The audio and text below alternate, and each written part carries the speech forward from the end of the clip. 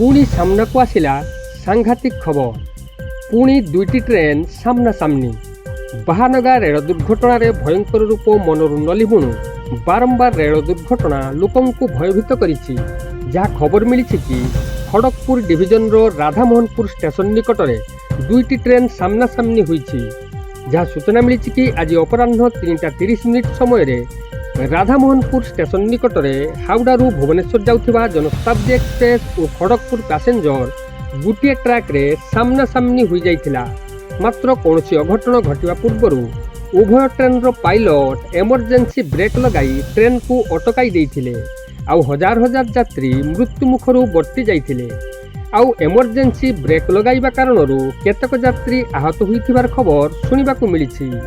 Train रहिबा क्षणी भयभीत train यात्री माने ट्रेन लु उल्हाई दौड़ी पलाई जाइथिले।